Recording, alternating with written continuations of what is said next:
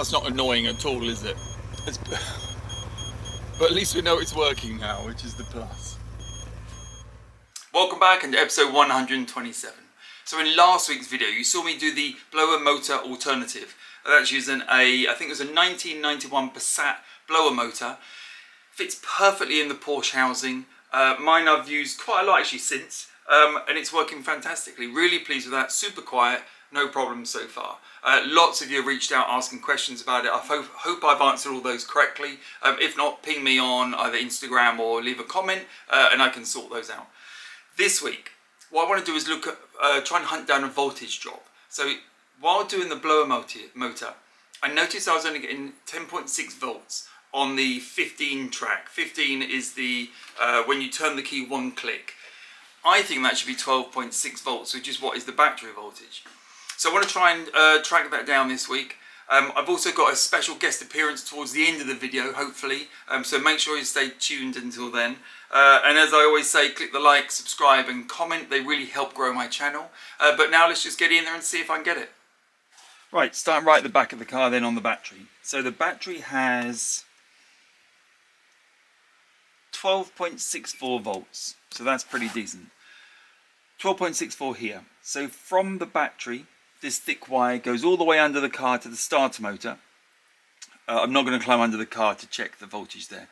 From the starter motor, it bolts directly onto the wiring loom that goes all the way through to the jump post in the bonnet. So let's go take the voltage there. Right, there's the jump post. I just need to get you set up so you can watch. So here's the jump post and the voltmeter. So jumping off of the top of the radiator and the post, we get 12.61. That's pretty good. So we dropped hardly anything. That came in on this wire into the jump post and then goes off on this piece of the wiring harness back down to the fuse board at connection 30. So let's go test the voltage there.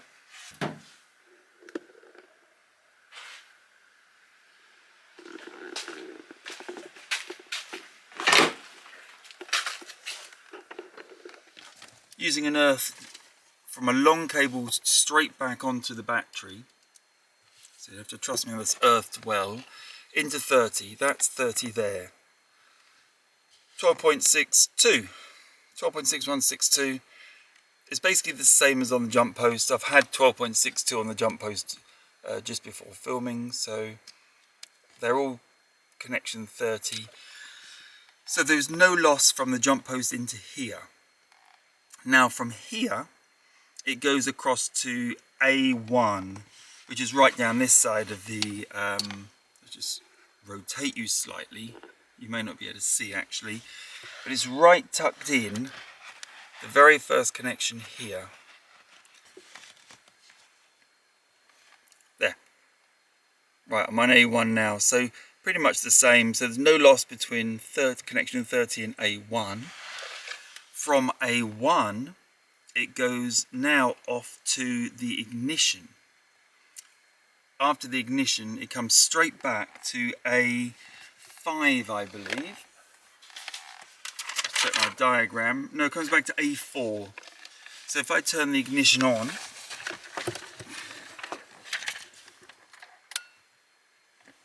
the ignition is now on, and we test A4, which would be this top one here. I'm getting 10.46, 10.45. So there is approximately a 2 volt drop from through the ignition switch. So that points to the ignition switch being pretty ropey, and I think we should take that out and give it a good clean up. Right, the ignition switch is obviously deep under here. I don't know if I'll be able to get you underneath, and even less chance of being lit. Actually that's it there, the back of the ignition switch. So what I'm going to do is take the connector off and just measure the voltage there and see whether there's any drop in the wires coming to the ignition switch, the in, and then I'll measure the voltage coming out of the ignition switch. That's a bit tricky to see, but there are two 30 pins in the ignition switch. That is one of them. Oops. we're getting 12.61, so pretty much full voltage, and that's the other one, same voltage. So we're at full voltage up here. That's the entry into the switch. Now, I can't obviously test the voltage coming out with it disconnected. So what I need to do then is tricky. I think what I need to do is spray all this and give it a clean up with electrical cleaner, and then put it back together, and we'll test the voltage back down at the fuse board. Another very valid test I can do is test the resistance from the ignition switch 15 connector across back to the fuse board at a 4, which I was testing the voltage the other way. Now I'm testing it, the resistance back while the switch is open. So this is, there's 2 connectors, so we're getting about 1 ohm on that connector and about 0.7. I'll get back to the first one again. About the same. Okay, so we're getting very low resistance on the wire, so that's a good sign. So I'm going to connect the ignition switch back together, and we'll just test the voltage again, see whether me clean the connectors with electrical cleaner has made any difference. So with this one, remember we're testing the voltage at pin 4 with the ignition on. So let's turn the ignition on. Fuel pump spins, it does its thing, and we get in there. 10, so the same 10.5 something, depending on how hard I press, I think. 10.54 a minute ago, didn't I?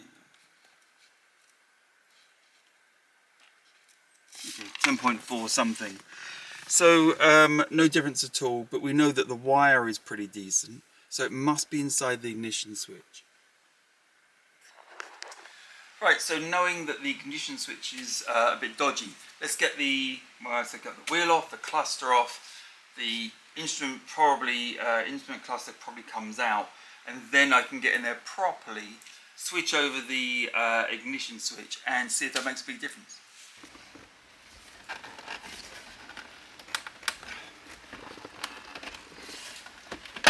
Whew. Right, that is quite a big one, maybe 22, 24, 26, yep.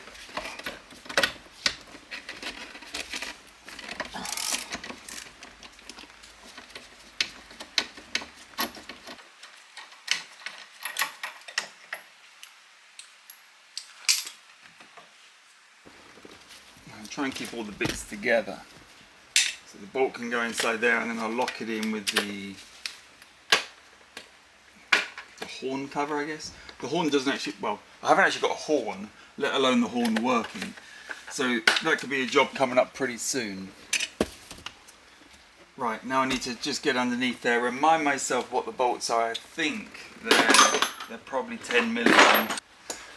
Comically, I can't see anything that looks sort of bolty. But I had it up before, so it definitely comes out.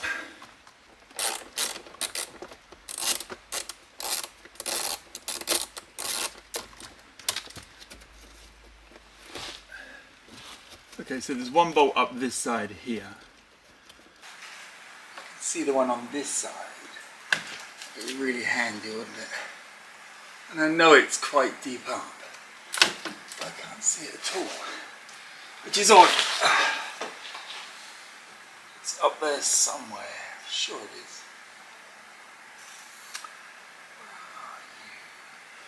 There's another one there. So I'll take that one out now.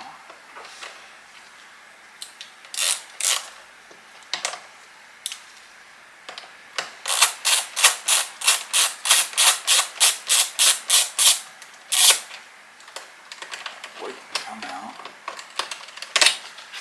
So front left bolt looks like that. It's quite short, probably 20mm. I'm telling you so I don't forget. Front left is already missing, which is a good sign. that side's done. So there's one on this side. Now I'm looking at a hex bolt, and I guess it must be that. I seem to remember it being a normal bolt though, but it could be this hex one. Either way, so I'm going to unplug the instrument cluster now.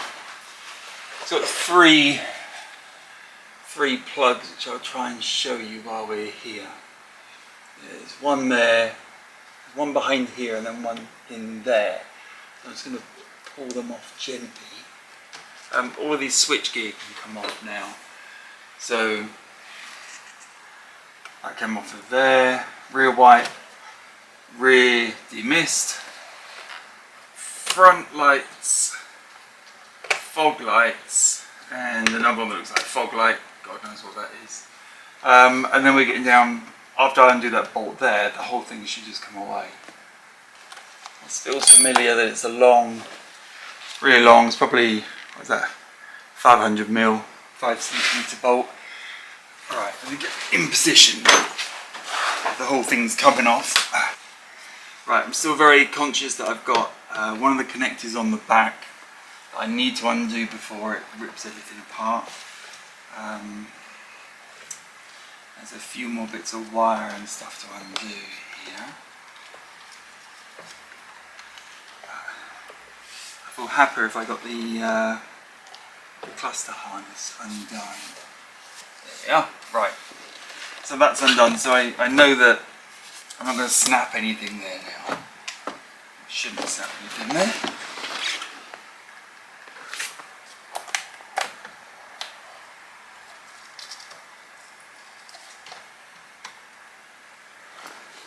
There we go. Right. So now there's just a few bits of the wiring loom just to disconnect that go on to all the various little bits and bobs. This should be pretty straightforward. But the thing I'm after is there. Now that's still held in. You can quickly undo the bolts. Put that safe to one side. I don't really like having it out. I've restored it. If you remember how many videos ago, a lot. I restored it and it came out absolutely perfect. And I've got a little treat coming up for it in a minute. There's the two cluster bolts. So that should now come out of the way. There we go. Brilliant. Right, that is where I was trying to get to. Now this old thing, I'm tempted to take it out completely and give it a bit of a restore. It shouldn't be that hard. It's got a little bit of damage on the front there, which I don't like. It should be pretty straightforward to tighten that up a little bit. And the thing we're trying to get to is over here. Like the ignition switch. You see how much easier it is now it's all off. We can really get to it. I need to undo these couple of, I can't tell whether they're screws or what, a couple of those two, and then that will just pull out and I can slide my new one in. Okay, so testing these two switches back to back. That's the new one, that's the original one with the sort of yellow sticker on. So previously when I was wiring it in the car, what I was testing the voltage across was 30, which is the voltage in, and 15. Put it that way. So we obviously get nothing at the moment because the switch is off. And then if I just rotate it, click 1, click 2, put it down to settle. So we're getting about 0.7 ohms. Let's give this a waggle, make sure we're getting good contact. 0.6. Yeah, about 0.6 ohms. Okay. So let's take that one off. Right, get it around the right way. 30, which is there, across to 15, which is there. Right, I don't know the history of this switch, by the way. So it's off, one click, second click.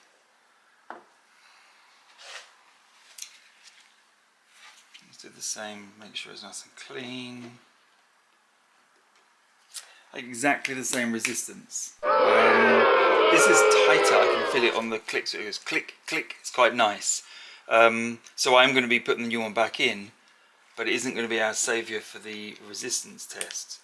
Let's take it all the way around. Right, that's all the way around now. Same. And I always felt that my original switch was a little bit dodgy on fully on. If I turn it fully on, I then can't turn the headlights or pop the headlights up until I waggle it around a little bit. Wow. Getting bored of that, that doesn't work. Okay, so well, let's fit the new one anyway and see if that helps us. Right, so I've swapped the ignition switch over now with that spare one I've had. You'll notice I take the fuel pump relay out each time I do these tests. I don't like it pressurising the system, sort of there's a little bit of fuel gets squirted into the cylinders each time, which I don't really like. Right, so I'm going to turn the ignition on. Ignition on.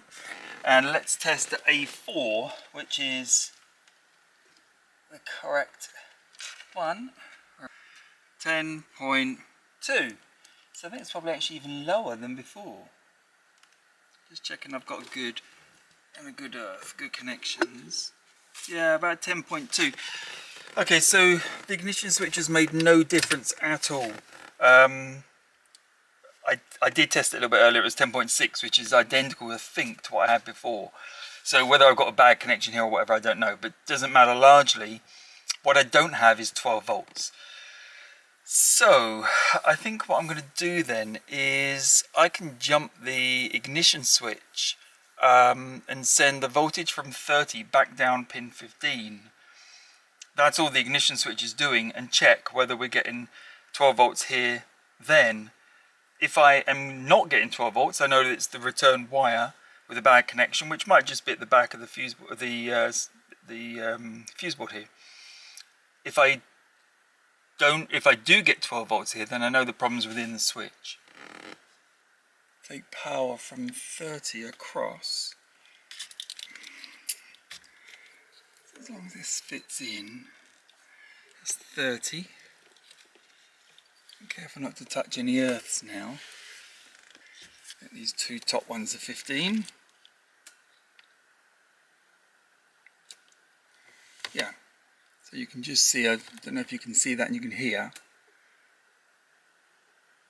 So the fan starts. I'll turn the fan up. You can hear it. It's like a definite, this is on. Right. So that is working, but the voltage is not any different.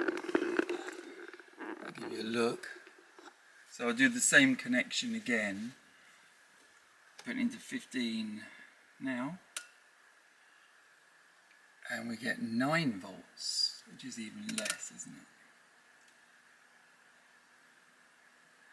So I think we can conclude that it's not the problem isn't the ignition switch. It's either it's not the ignition switch, it could be the ignition connector, or it's on the back of the fuse board off the top of the camera. Now looking at my connector, you can see it. I don't know if you can see, I don't want to bend around too much, but it's had that similar telltale gluing on the back like most of my electrics do.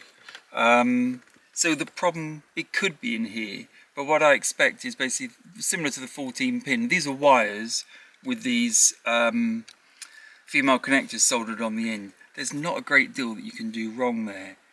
And considering there's 2 for 30, 2 for 15, and I've tested all of them, the chances of them all being bad is very slim. So I think the most likely issue is going to be down on the fuse board. I guess we all know, but a clean of my fuse board is well overdue. So what I'm going to do, I've just started, is I'm going to work through each of these and just give it a clean out. I've got the electrical contact cleaner here. Give it a spray, give it a brush with my little brush, and fit it back in bit by bit, and see if we can't get this whole thing working a little bit neater.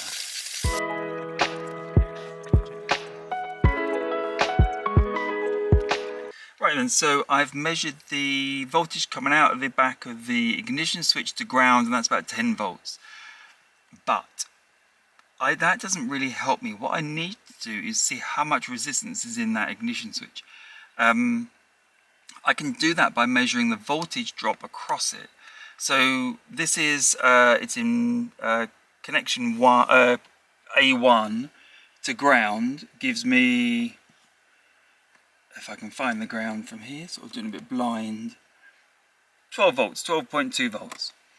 So if I now go into A4, this is coming out the back of the ignition switch, so 12 volts. Now if I turn the ignition on, that's how many volts we're dropping across the switch, so only 0.2, which is pretty low.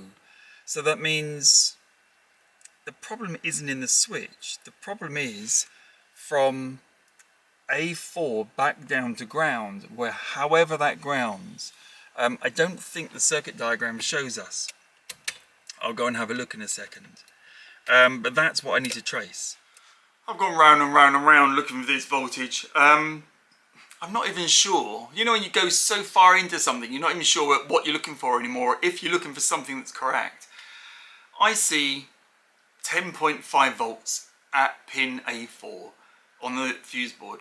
And all that wire did was go from A1, which is 12.6 volts, into the ignition switch and back out down to there. When I test the resistance on that line, it's 1 ohm, which doesn't seem anything crazy. I swapped the ignition switch out. This new one is better, by the way.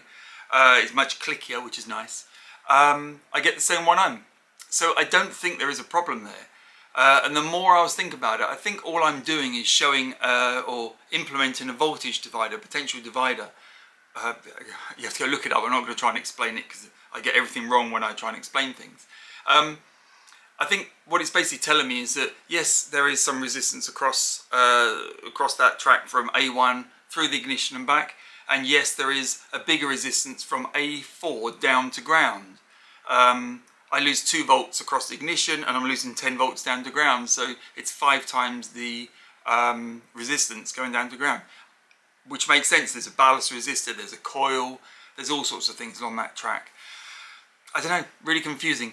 I'm going to back away from it. It's not causing me any problems. Can you let me know in the comments if I should track that down? As if anyone else can whip out their early car and test the voltage, put it on ground, so there's a nice ground point above the fuse board, and test the voltage at A4. That'd be really handy. See what you get. I get 10.5 roughly. Anyway, let's get on with something else. Right, jumping around a little bit and taking the opportunity to show off my nice new battery box. I need to sort the hinges out still, but we'll do that. This is the sender for the Speedo. I cannot get those connectors to, or the little pins to come out the connector. So I'm actually just going to cut it. There, cut it. There, cut it. There, cut it. I'm now going to unthread it and we'll bench test this. It's the magnetic little reed switch. To see whether it's working. It's not working in situ. Maybe when I get it on the bench we'll see that it does work. If not, we'll work out how we rebuild that. And this is simple, just to solder and cover back up, so I'm not worried about that. Okay, with the this is the speed sensor, so connected up with some various wires to my multimeter. This is on continuity, so as soon as this circuit closes, that should beep. Just spot the problem. There is no beep. Just to test I'm not sort of mad, it does beep when I touch. So it really should be beeping, and it doesn't do anything. I think what I'll do is I'm gonna gently see if this comes apart. I don't know what the plan is with this, if it's supposed to come apart or if you can sort of flick a lid off of it or something. But let's investigate that now and we'll see what's inside and see if we can fix it. Right, on further inspection, I think there's something dodgy in these wires as well. Yes, the sensor doesn't react when I put the magnet on it, but I've cleaned these up, put my continuity tester on there. I'm up in the fuse board at pin T1 and getting nothing. When I look at this, I don't know if you're able to see, but there's some black sort of rubber there, which kind of indicates that that cable's been out. I've tested continuity on the other one, the second pin, that's second wire, and that's fine. But that one with the rubber stuff sticking it together isn't fine. So I'm going to take it apart now, see what I can see in there, and maybe that is the root of our problem. Right, let's have a look. Let's get in there. So that, to me, doesn't look right. It's kind of glued in with black crap. Right, so we check we've got the thing still working. Yeah, there's nothing on that at all. Pushed right inside there, nothing. So that connector, that wire, whatever it is, does not go straight back. After all that playing around, messing about with it, I just look at the wire and look at that. It's completely shot here. So that's why we're not getting signal. So I think what I'll do is, I've obviously cut the wire already here anyway. I'm going to cut it down here and I'll splice a piece in there just to make up the distance. But that's probably why our sensor's not working. Right, pretty straightforward. I've extended that wire out a fraction now, so it's a bit longer. I've also put on one of my, these are, it's not going to focus, is it? They're marine grade connectors. I was playing around trying to get it fit back in that old connector, and I thought, why do I bother? Just put one of these on and I can bypass the whole thing. So that's gone on there. I'm going to go under there now, thread it all the way through, fit that back on the car, and then I think we're getting close to the speedo working. Can't be far away now. Right, so I'm going to put this on the continuity tester, which, if I get it all lined up, it should beep constantly, because, like that, because I think it's sat on one of the magnets now on the diff.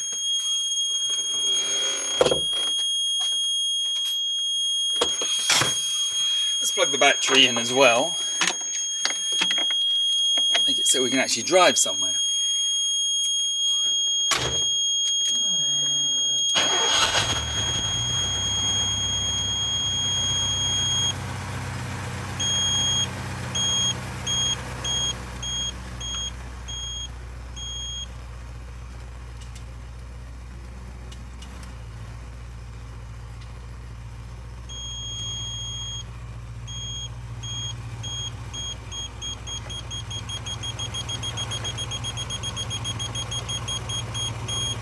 So it's working pretty good. For a small amount of time there, I thought I'd buggered up the reed switch with this welding magnet I've got, which is too powerful really, and I thought I'd magnetize the two contacts so they're always together. But pulling forward, you could hear it beeping away quite happily. So that's good. I'm really hopeful now that the speedo's going to work. I'm trying to pull in the garage on a bit of an angle, so I can get both doors open, and it means I can work on the car a little bit easier. I think I've probably got it about right. I don't want to rip my front bumper off either. Right, as part of taking the ignition switch out, I obviously have to take the cluster out. And if you look on the back of my cluster, you can see how bad that printed circuit board is. And if you remember, I don't know how many videos, probably 50 videos ago, I restored the front. So the front looks really good, back not so good. And the speedo, the temperature, and I think the battery have never actually worked properly. Well, I've got a solution to that. Illuminate create a new flexible circuit board that I can fit on the back there that is pretty much an identical replica of it. And Phil has come up from Illuminate today to show me his board, and I'll pass it over to him. Right, yeah, so this is the third printed circuit board that I've now currently designed and now manufactured. So started with the 78, did the 82, 84, and now this is the 79 to 81 circuit foil. So this is now made from some of the most advanced flexi-foil materials that you can get on the market now. The pads and the tracks are now not copper, so they're all gold, so you've got better conductivity, they're a lot stronger than the copper. So yeah, there's been a few improvements from the original, but yeah, this is a plug and play solution to these boards which are no longer available from Porsche. Right, it looks really good, Phil. I can't wait to get it on the back of my cluster. Mine has always been a bit dubious. I can tell that it's gone very brittle, like they all do. This is 45-year-old piece of whatever it's made of, plasticky stuff. So yeah, really keen to get that on. I think I'll do a video next week and try and install it all in one take, fast forwarding and stuff, because I think you said, Phil, it takes about half hour to install, which is pretty good. It'd be really nice to get that solid and robust, and then I know if there are any problems still, then it's in my wiring loom, which let's be honest, it's back there somewhere. Let's wrap up the video this week. I don't know how to describe how much work I've done. We chased the voltage problem for a while. I need your help, guys. Tell me if it should be more than 10.5 volts at the A4 connector in the fuse board. But at least I got the speed sender unit working, and I was really not sure if I'd screwed it up earlier, because when I connect it all back up with the multimeter, I was just getting this permanent boo. I thought I'd screwed something up. It took me a little while to sort of think that perhaps the diff was sitting aligned up with one of those magnets, and it was. So as soon as I pulled forwards, it's turned off, which was a big relief. But that's cool. I'm really looking forward to getting that cluster working again. I think that'd be really cool. And we're slowly inching towards the respray. More on that in a coming video. Let's wrap up for now. Leave me comments, leave me some likes, leave me some subscribes. Click that little subscribe button. I'll see you next week.